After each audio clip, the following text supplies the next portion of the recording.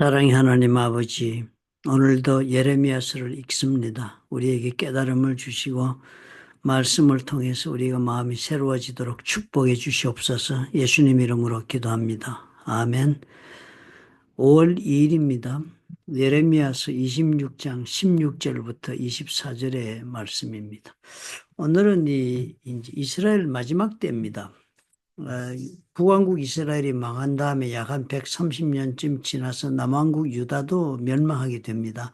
이 마지막 멸망할 때 이제 맨 마지막에 참 성군이 한 사람 나타납니다. 요아스라고.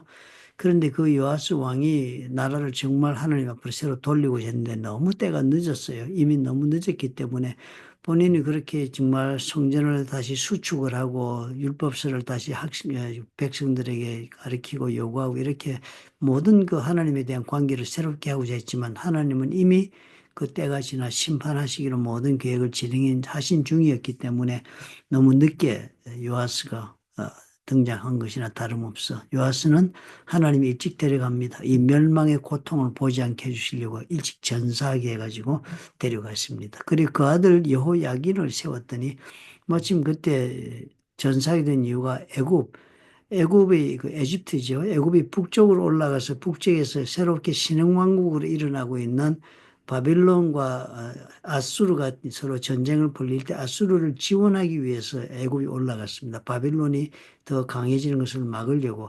그런데 이스라엘 유다 입장에서는 아수르가 맨날 자기들을 괴롭히니까 이 애굽이 올라가서 아수르를 도와줘서 이기게 되면은 이 아수르가 또 자기들 괴롭히고 가까운 곳에 있는 적이니까 아수르 지원하는 애굽이 싫어서 그 애굽이 가는 길을 막다가 전사를 했거든요. 그런데 이제 그 애굽이 다시 바빌론 전쟁 우야무야 뭐 무승부로 끝나가지고 다시 남하하기 시작하니까 유다 땅을 지나가면서 자기를 저지하고 죽었던 요아스가 죽고 그 아들 세우는 여호야긴을 폐위시켜버리고 그 다음에 그 다른 그 여호야긴의 삼촌인 여호야김을 왕으로 세워놓고 갔습니다. 그런데 여호야김이 그렇게 왕으로 서 있었지만 그 여호야김 왕 때 결국은 이제 바빌론에게 왕국이 망하게 됩니다. 여호야김은 죽고 그 다음 때 이제 망하는데요. 그런 때 지금 일어났던 선지자 얘기입니다. 그러니까 어려울 때니까 선지자를 하나님 보내셔가지고 말씀을 전할 때 굉장히 그 말씀이 사람들이 생각하고 기대하는 것 전혀 다르지 않겠습니까? 유다 왕국은 절대 망하지 않을 줄로 이 사람들은 알았습니다. 하나님이 자기들을 택한 백성이니까 어떤 경우에도 자기들은 망하지 않을 것이라는 이상한 광신적 그런 맹목적 믿음을 가지고 있었습니다. 하나님은 저들이 하나님을 완전히 떠난 삶을 사니까 이제는 참다 수많은 선지자를 보내셨다고 이제는 저들을 나라를 망하게 해가지고 바빌론으로 포로로 가도록 그렇게 계획을 해놓으셨기 때문에 예레미야에게 그런 경고를 들려주고 그리고 또 다른 선지자들도 그런 경고를 하고 그랬습니다. 그러니까 이 사람들이 이 말씀을 듣기 싫어한 거죠. 자기들이 망하는 얘기를 해주니까. 그러나 그것은 하나님의 뜻이니까 가감없이 예레미야에게 하나님이 점하라고 그러고 강하게 전학을 했습니다. 그러니까 얼마나 그 왕들이나 고관들이나 거기 뭐 제사장들이 얼마나 이 선지자들을 반대하거나 혹은 핍박하거나 하지 않았겠습니까? 듣고 싶지 않은 소리를 하니까. 그 두 사람이 있었습니다. 그렇게 반대를 받은 중에 우리야라고 하는 선지자도 있었고요. 예레미야라는 선지자도 있었습니다. 그런데 우리야라는 선지자도 하나님의 말씀을 전하니까 그 예언을 들은 그 사람들, 그 예레미야의 모든 말과 같이 똑같이 전했습니다. 우리야가 이성과 이 땅의 경과 예언함에 하나님이 이 모든 백성들이 그런 재앙이 임한다고 하는 그 말씀을 경고의 말씀 우리아가 예레미야 똑같이 전했는데요. 그 여호야김이 그 말을 듣고서는 죽이겠다라고 작정을 하고 사람 보내니까 우리아는 도망을 갔습니다. 애굽으로 피난을 갔더니 애굽으로 피난 간 데까지 여호야김은 애굽이 세운 왕이니까 애굽과 우호 관계 있을 거 아닙니까? 그러니까 애굽에 간 우리아 선지자를 잡습니다. 다른 나라까지 도망갔지만 잡아가지고 죽였습니다. 그래서 우리는 죽었습니다. 그 시체를 평면의 무지에 던지게 했다 이렇게 적었습니다. 그런데 똑같이 예레미야도 같은 메시지를 전했습니다. 그런데 예레미야는 도망가지 않았습니다. 그런 협박이 있고 이러면 그냥 잡으면 잡혀가지고 감옥서 들어가고 뭐 지하등 저뭐 무릉덩이 던짐을 당하고 뭐 이런 식으로 뭐 그렇게 해가지고 죽인다고 협박하고 이래도 다 그냥 그대로 자기 자리를 지켰습니다. 그런데도 불구하고 자리를 지킨 우리 예레미야는 죽임을 당하지 않습니다. 그 얘기를 보니까 그 죽지 않은 이유가 24절에 보니까 사반의 아들 아히감의 손이 예레미야를 도와주어서 그를 백성의 손에 내어주지 아니하여 죽이지 못하게 한다. 예레미야에게 누가 하나님이요 도움의 손길을 보내가지고 예레미야는 죽임을 그 길에서 죽음의 손에서 면함을 입었다 하는 것이 이 두 가지 극렬한 차이를 봅니다. 똑같은 하나님의 부름받은 선지자에 똑같은 사역을 했습니다. 그런데 위험에 처했을 때 그 자리를 끝까지 목숨을 위험에 처한 목숨이라 할지라도 목숨이 빼앗기거나 자기 손실을 보거나 고통에 처할 것도 각오하고 자기가 그 자리를 지킨 사람은 하나님의 도움의 손길을 보내 살게 했고요. 도망가서 스스로 자신의 목숨을 구하고자 했던 사람은 오히려 죽음을 당한 것을 우리가 본 것입니다. 하나님이 일을 하는 자들이 이런 믿음의 용기대로 살 필요가 있습니다.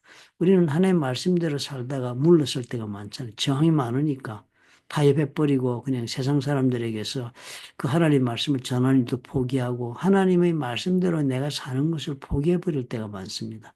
그러니까 어떻게 돼? 우리는 우리야처럼 내가 정말 하나님의 말씀대로 살다 보면 당하는 고난이 있고 고통이 있고 저항이 있고 그대로 살 수 없고 막 나 삶의 어려움이 다가온다 하더라도 믿음으로 그 길을 그냥 지키며 가면 하나님이 도움의 손길을 보내주신다. 예레미야처럼. 우리 이것을 믿음의 그 정말 놀라운 하나의 원칙을 알아야 되겠습니다. 말씀대로 사는 것이 어렵지요, 보기에. 그렇지만 그 말씀대로 살기 시작하면 하나님이 나에게 가기를 원하시는 길이니까 하나님이 원하시는 그 길을 내가 믿음으로 어떠한 저항이 있고 두려움이 있더라도 걸음을 내디디면 그 길을 가도록 하나님은 나에게 사람을 보내 도와주신다. 우리 그렇게 믿어도 되겠습니다. 오늘 그런 좋은 말씀을 우리에게 주시네요. 여러분 용기를 가지고 믿음대로 사는 것은 놀라운 하나님의 보호하심 속에 우리 삶을 걸어가게 하신다. 믿음대로 살지 못하고 물렀으면 죽습니다. 망합니다.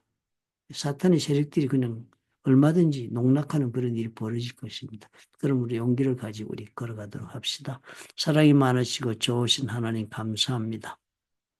예레미야가 우리야를 보면서 똑같은 메시지를 전하고도 다른 운명의 길에 서게 되는 것이 다른 것이 아니라 두려움이 있고 저항이 있고 고통이 있더라도 하나님께서 당부하신 그 길을 가고 그 자리를 지킬 때 하나님을 보호하시는 손길이 보내주시는 것을 우리가 발견했습니다. 우리에게도 그런 믿음의 담대함을 지킬 수 있도록 하나님 도와주옵소서. 두려워해서 물러서지 말게 하시고 중도에 타협하거나 포기하지 말도록 하나님 우리를 지켜주시옵소서.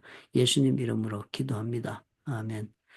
하나님께서 말씀하시는 모든 하나님 일은 우리의 힘으로 하는 것이 아니다. 우리 그렇게 많이 배우잖아요. 성령께서 우리 속에 들어가서 우리를 하여금 할 수 있게 해주신다. 하나님께서 우리로 하여금 예수를 믿어서 하나님의 자녀가 되었으면요. 하나님의 자녀가 되도록 우리가 변화해 가는 것은 내 노력으로 변화하는 것이 아닙니다. 내 속에 성령이 오셔가지고 나로 하여금 변화된 사람이 되도록 하나님이 만들어 가십니다. 변화는 하나님이 이루어 주시는 일입니다. 그러므로 내가 정말 그리스도 닮아서 변하는 길은 내 노력으로 되는 것이 아니라 내 속에 있는 성령께 믿음으로 순종하며 살아갈 때 빚어지는 그런 모습이라는 걸 우리 깨달읍시다. 그러므로 힘들고 어렵다. 그래서 할 수 없다. 내가 하는 거라고 생각하니 그렇게 됩니다. 그렇지 않다. 우리는 하나님의 자녀가 되면 내 모든 삶은 하나님의 그래서 나를 인도하시고 그리고 그 길을 갈 수 있도록 힘주시고 능력 주시며 보호해 주심으로 간다. 그 믿음 가지고 오늘도 말씀으로 여러분 현장의 삶의 현장에서 한번 도전해 보시면 살아계신 하나님의 능력을 경험할 것입니다. 왜요? 하나님의 약속이니까요.